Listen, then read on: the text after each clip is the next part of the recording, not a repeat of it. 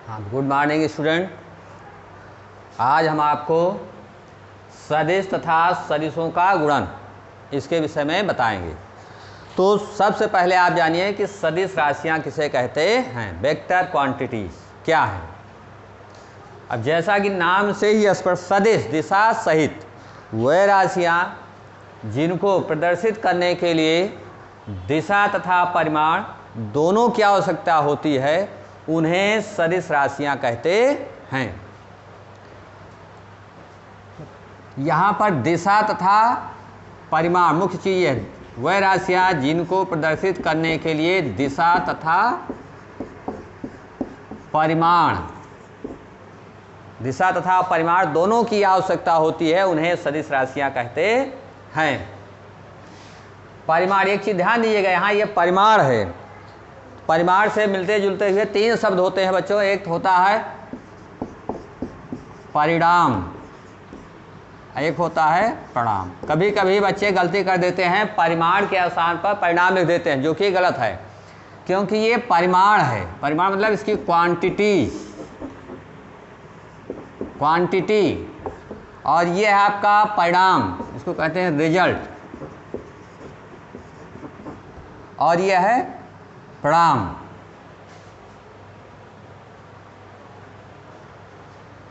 तो किसी भी राशि को निरूपित करने के लिए जब दिशा तथा परिमाण दोनों की आवश्यकता होती है तो उन्हें सदिश राशियां कहते हैं। जैसे बल,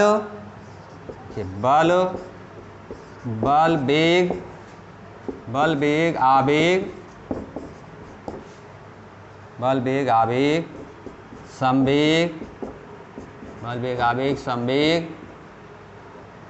त्वरण, विस्थापन आदि, ये सब सदिश राशियां हैं।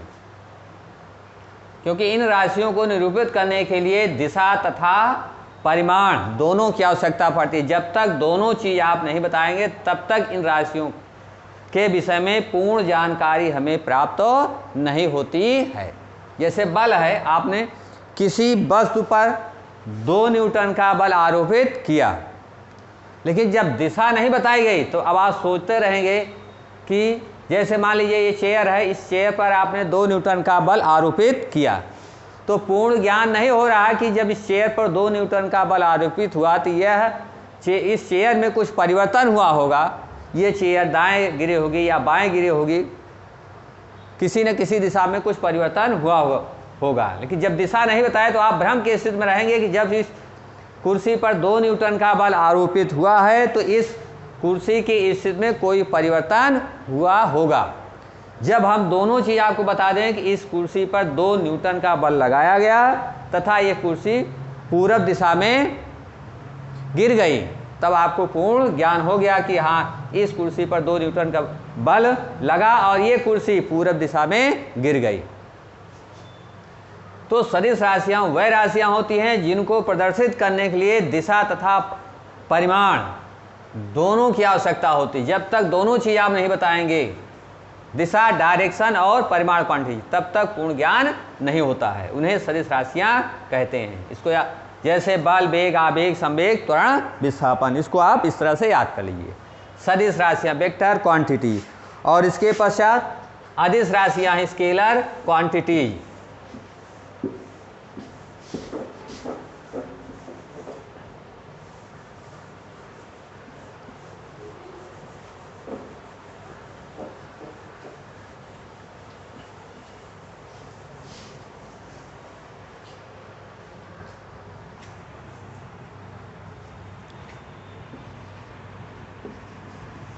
अदिश राशियां स्केलर क्वांटिटीज। अदिश राशियां स्केलर क्वांटिटीज वह राशियां जिनको प्रदर्शित करने के लिए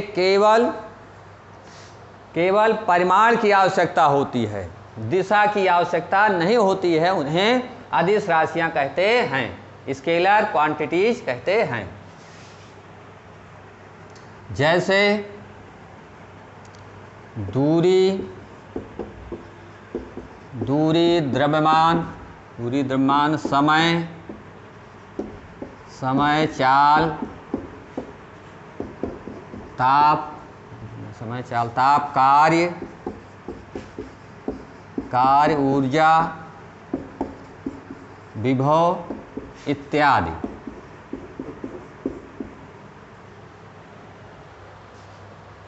ये सब अदिश राशियां हैं। दूरी, द्रव्यमान, समय, चाल, ताप, कार्य, ऊर्जा, विभव इत्यादि। अब इन राशियों को प्रदर्शित करने के लिए केवल परिमाण की आवश्यकता होती है। जैसे दूरी है, आप 4 किलोमीटर दूरी चल करके आए हैं तो केवल परिमाण बता दिया गया 4 किलोमीटर, तो इससे आभास हो जाता है कि आपने 4 किलोमीटर दूरी तय की है। और द्रव्यमान है, इसमें भी आपको केवल परिमाण से पूर्ण ज्ञान हो जाता है। जैसे आपने बाजार गए और 2 किलो आलू खरीद के लाए, 2 किलो ये द्रव्यमान है, तो केवल परिमाण से पूर्ण ज्ञान हो गया कि आप 2 किलो आलू खरीद करके ले आए हैं, तो कितने लोगों को सब्जी बनेगी, ये इस चीज़ का पूर्ण ज्ञान हो गया केवल मात्रा से, परिमाण से। अब इसमें आपको दिशा बताने की ज़रूरत नहीं है। इसी प्रकार से समय है, समय भी अदिश राशि है। समय 1 घंटा बता दिया गया तो आपको पूर्ण ज्ञान हो जाएगा। चाल है,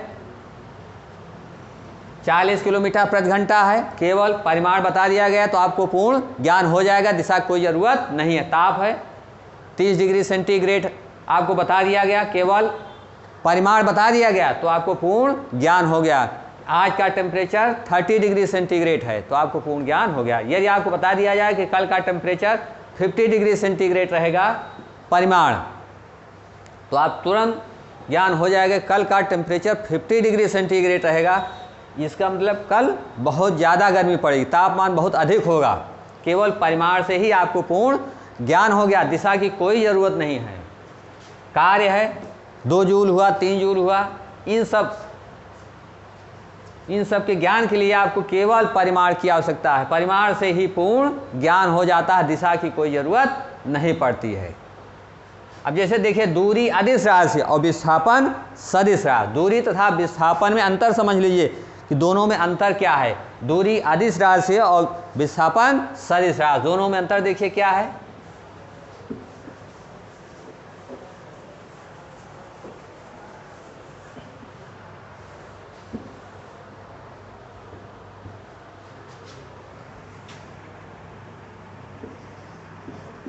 दूरी तथा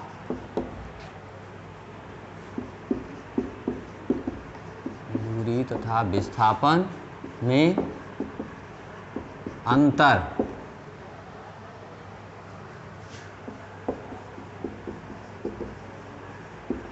डिफरेंस बिटवीन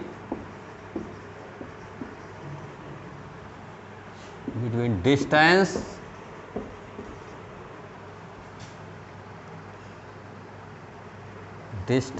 and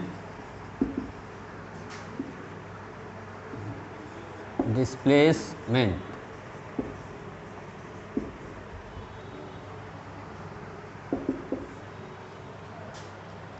दूरी तथा विस्थापन में अंतर, यानी difference between distance and displacement. अब दूरी देखिए क्या चीज़ है। अब एक कार है, यहाँ बिंदु ए से चलना प्रारंभ करती है और घूमते हुए इसी परिपथ द्वारा बिंदु बी पर पहुंच गई। तो ए से बी तक ये कार द्वारा तय की गई दूरी 5 किलोमीटर है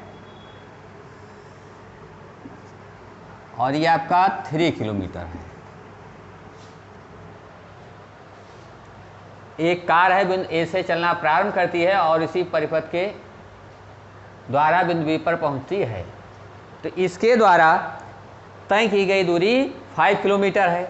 और विस्थापन की हम बात करेंगे तो ए से बी, मतलब जो विस्थापन होता है किसी वस्तु की प्रारंभिक स्थिति और अंतिम स्थिति के बीच की न्यूनतम दूरी को विस्थापन कहते हैं, जो न्यूनतम दूरी होती है। उसे विस्थापन कहते हैं। और दूरी किसी बस द्वारा तय की गए संपूर्ण परिपथ की लंबाई को दूरी कहते हैं। अब बिंदु ए से कार चलना प्रारंभ की और इसी परिपथ के द्वारा बिंदु बी पर चली, तो इसके द्वारा तय किए गए संपूर्ण परिपथ की लंबाई 5 किलोमीटर है। अतः दूरी क्या हुई? 5 किलोमीटर। लेकिन अगर विस्थापन कहा जाए कि यह कार कितनी दूर विस्थापित हुई, तो जो विस्थापन होता है किसी वस्तु की प्रारंभिक स्थिति और अंतिम स्थिति के बीच की जो न्यूनतम दूरी होती है वही विस्थापन है। तो न्यूनतम दूरी नापने के लिए आप सीधा बिंदु ए से बी तक एक सीधी रेखा खींचेंगे, तो इस सीधी रेखा की लंबाई 3 किलोमीटर आ रही है। तो इस तरह से बिंदु ए और बी के बीच के जो विस्थापन है वो है 3 किलोमीटर। तो ये विस्थापन 3 किलोमीटर है और दूरी 5 किलोमीटर। अब विस्थापन 3 किलोमीटर दिशा की वजह से है, दिशा की वजह से विस्थापन 3 किलोमीटर। अतः दूरी को प्रदर्शित करने के लिए केवल परिमाण की जरूरत होती है, दिशा की नहीं, जबकि विस्थापन को प्रदर्शित करने के लिए दिशा और परिमाण दोनों की आवश्यकता होती है। या आप इस तरह सोच लीजिए, आप अपने घर से रेलवे स्टेशन गए, रेलवे स्टेशन की दूरी 500 मीटर है। आप रेलवे स्टेशन गए और फिर पुनः रेलवे स्टेशन से लौट करके आप अपने घर चले आए, तो आपके द्वारा तय की गई दूरी हो गई 500 धन 500, मतलब 1000 मीटर, अर्थात 1 किलोमीटर। तो दूरी तो 1 किलोमीटर हुई, लेकिन जो विस्थापन हुआ वो 0 हुआ, क्योंकि आप जहाँ से चले थे पुनः वापस लौट करके उसी बिंदु पर आ गए। तो प्रारंभिक स्थिति और अंतिम स्थिति के बीच की जो न्यूनतम दूरी है वो 0 है, अतः विस्थापन 0 हो गया। तो इस तरह से दूरी तथा विस्थापन में यही अंतर है कि विस्थापन जो होता है किसी वस्तु की प्रारंभिक स्थिति और अंतिम स्थिति के बीच की न्यूनतम दूरी होती है, और दूरी क्या है? किसी वस्तु द्वारा तय किए गए संपूर्ण परिपथ की लंबाई को दूरी कहते हैं। अब इसके पश्चात आइए सदिशों के प्रकार, टाइप्स ऑफ वेक्टर क्वांटिटीज।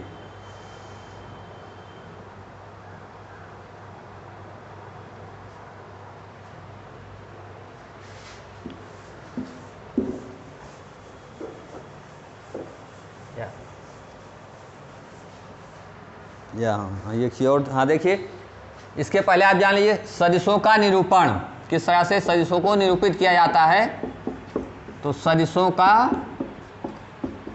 निरूपण, तो किसी भी सदिश को निरूपित करने के लिए अंग्रेजी वर्णमाला के छोटे अक्षर का प्रयोग करते हैं और उसके ऊपर तीर लगा देते हैं। तो इस तरह से किसी भी सदिश को निरूपित किया जाता है। जैसे वेक्टर ए है, ये जो तीर होता है, तीर ये दिशा को प्रदर्शित करता है। इस तरह किसी भी सदिश को निरूपित किया जाता है। इसके बाद सदिशों के प्रकार पे आइए कि कितने प्रकार के सदिश होते हैं। सदिशों के प्रकार,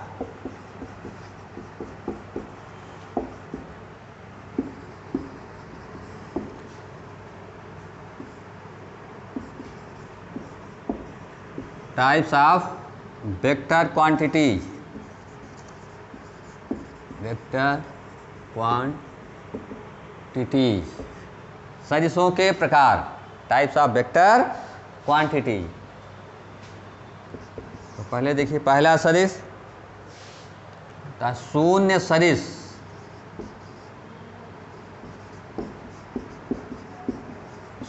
शून्य सदिश अर्थात नल वेक्टर, वह सदिश जिसका परिमाण शून्य होता है उसे शून्य सदिश कहते हैं।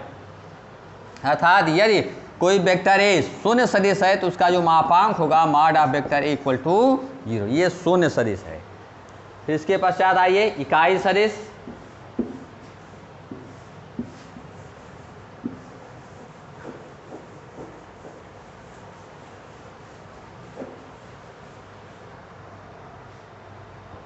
दूसरा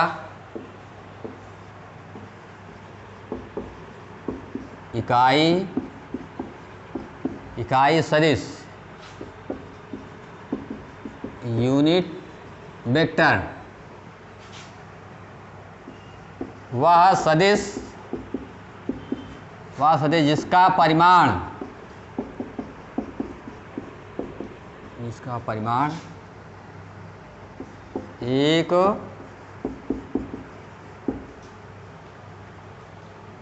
एक मात्रक होता है,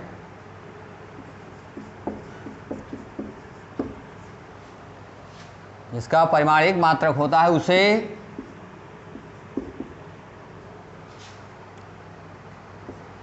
इकाई सदिश कहते हैं। अर्थात यदि वेक्टर ए इकाई सदिश है तो mod of vector A equal to 1 होगा। यह इकाई सदिश, वह सदिश जिसका परिमाण एक मात्रक होता है, उसे इकाई सदिश कहते हैं। इसके पश्चात आइए तीसरे प्रकार का समान सदिश।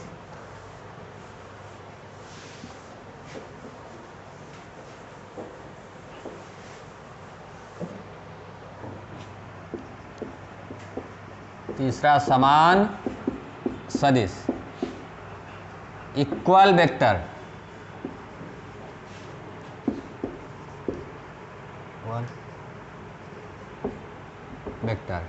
समान सदिश वह सदिश जिनका दिशा तथा परिमाण दोनों समान हो, वह समान सदिश कहलाते हैं।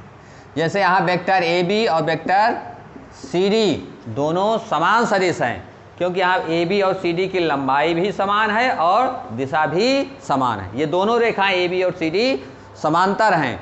तो ऐसे दो सदिश जिनका परिमाण तथा दिशा समान हो, वे समान सदिश कहलाते हैं। इसके पश्चात आगे आइए चौथा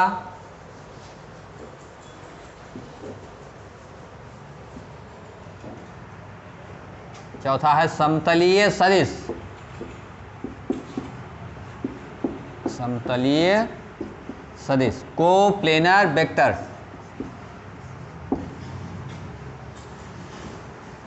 कोप्लेनर वेक्टर्स तो वह सदिश जो एक ही समतल पर स्थित होते हैं, उन्हें समतलीय सदिश कहते हैं। जैसे ये दोनों सदिश हैं, ये एक ही समतल पर स्थित हैं, तो ये आपके एक समतलीय सदिश कहलाएंगे, कोप्लेनर वेक्टर। इसके पश्चात आगे देखिए